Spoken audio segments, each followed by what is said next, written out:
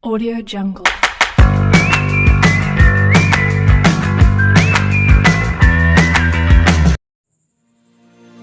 Audio Jungle.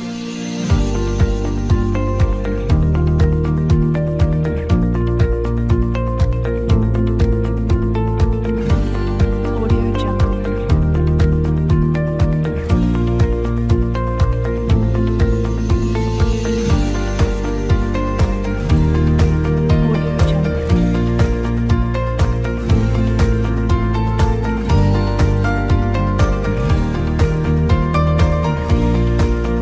Audio Jungle. Audio Jungle.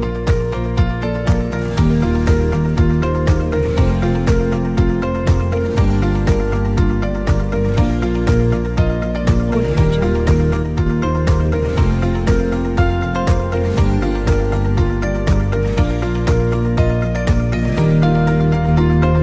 Audio Jungle.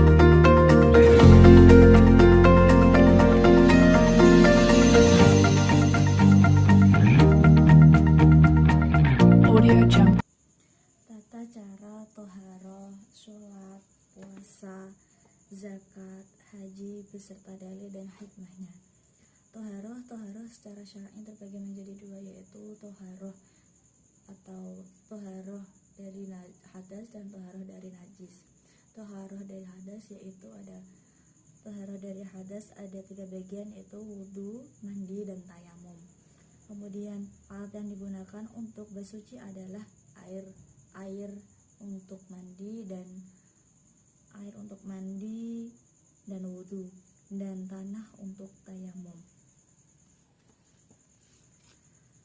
Selain air dan tanah, ada juga alat bersuci lainnya, yaitu dablik atau penyamak kulit dan tahalhul atau pembuat cuka untuk menyucikan khamr atau minuman keras.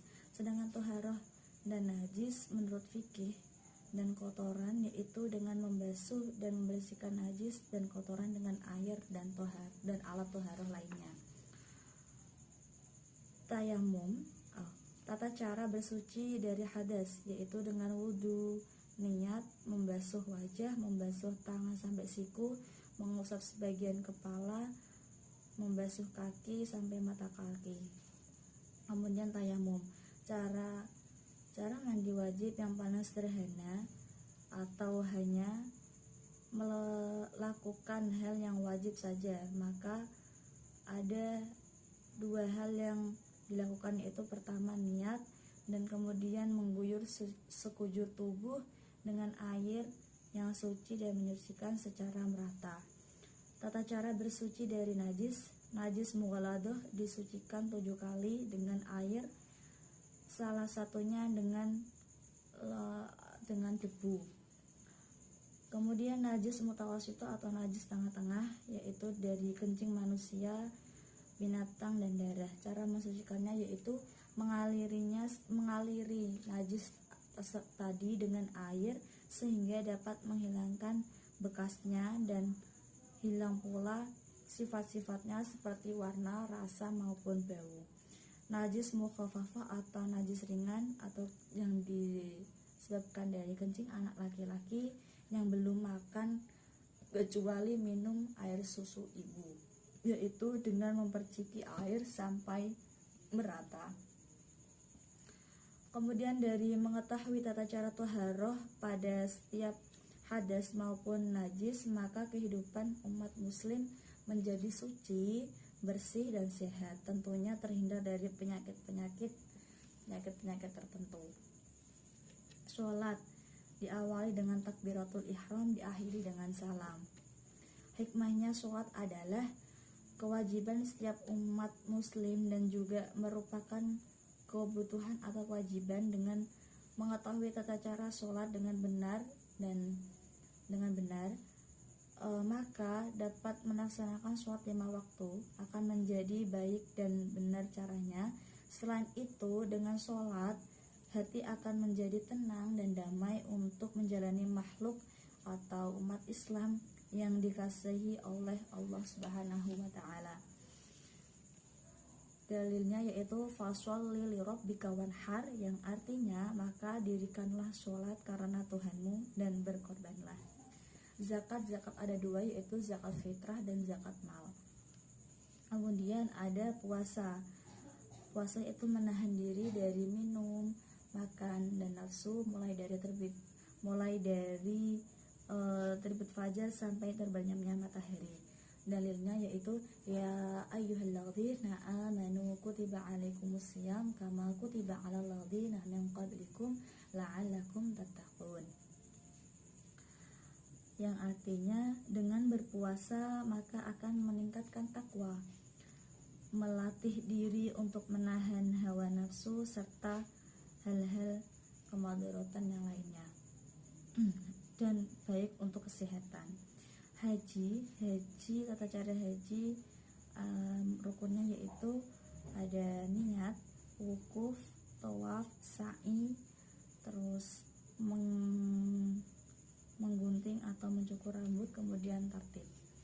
Dalilnya yang berbunyi Bismillahirrahmanirrahim walillahi 'alan nasi hajjul baiti man istata'a ilaihi sabila wa man ghafara fa innallaha ghaniyyun 'anil 'alamin. Bismillahirrahmanirrahim walillahi 'alan nasi hajjul baiti man istata'a ilaihi sabila wa man ghafara fa innallaha ghaniyyun 'anil 'alamin. Bismillahirrahmanirrahim.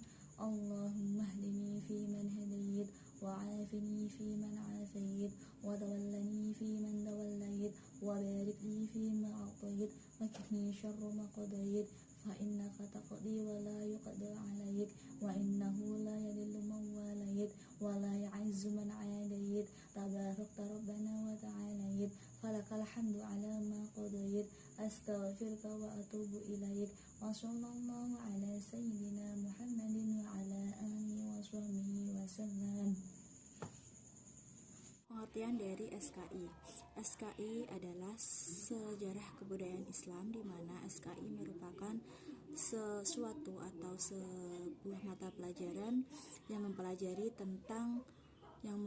atau mengajarkan tentang peristiwa atau catatan peristiwa masa lampau yang perkembangan hasil pemikiran dan perasaan manusia yang terjadi pada masa lampau atau dipengaruhi oleh Islam mulai sejak zaman Nabi Muhammad SAW. Kemudian ada tujuan dan urgensi mempelajari SKI. Yang pertama yaitu untuk mendapatkan informasi mengenai asal-usul hasanah serta kebudayaan dan kekayaan serta keahlian di bidang-bidang tertentu lainnya yang pernah diraih oleh umat Islam pada masa terdahulu, serta dapat mengambil ibarah atau pelajaran dari kejadian-kejadian dan perjuangannya.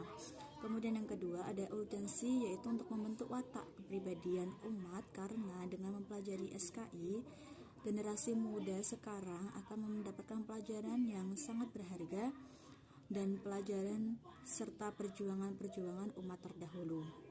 Kemudian yang ketiga yaitu memilih mana yang pelajaran yang dapat perlu dikembangkan dan mana yang tidak perlu, mengambil mana pelajaran yang baik dan mengambil mana pelajaran yang tidak baik.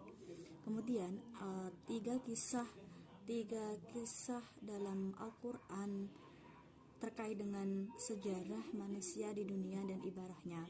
Yang pertama ada kisah Nabi Yusuf dan saudaranya, mengajarkan kita untuk jangan bersikap iri, serta keteguhan hati menjaga diri dari godaan-godaan syaitan. Yang kedua ada kisah tentang pembinasaan kaum Samud, mengajarkan kita untuk jangan mementingkan dunia saja, jangan melupakan akhirat, percaya peringatan Allah dalam Al-Quran.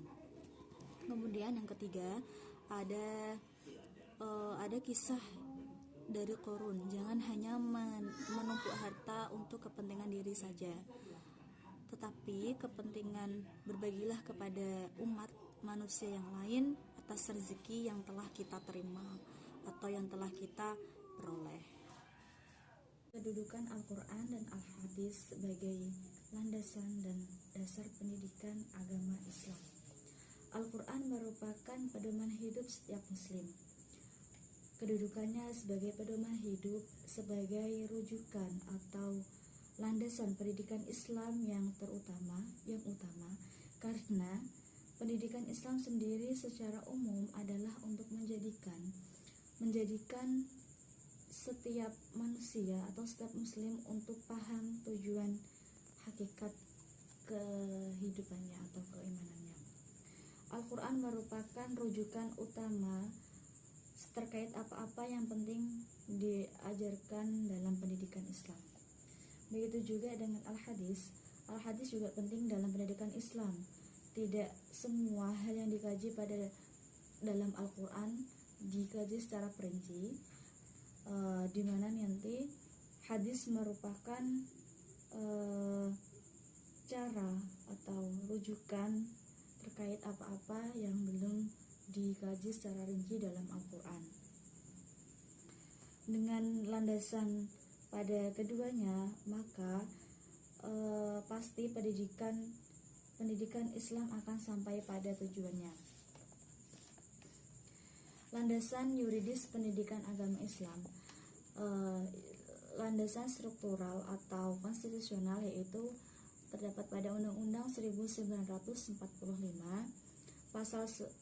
bab Undang-Undang 1945 bab 11 pasal 29 ayat 1 dan 2 yang berbunyi, yang pertama, negara berdasarkan atas ketuhanan yang Maha Esa. Yang kedua, negara menjamin kemerdekaan tiap-tiap penduduk untuk memeluk agama masing-masing dan beribadah menurut agama dan kepercayaannya. Tujuan pendidikan agama di sekolah atau di madrasah yaitu untuk pengembangan keutuhan dan ketakwaan kepada Allah secara kepada akhlak mulia, penanaman nilai agama Islam sebagai pedoman mencapai kebahagiaan hidup di dunia dan akhirat. Penyesuaian mental peserta didik terhadap lingkungan fisik dan sosial melalui pendidikan.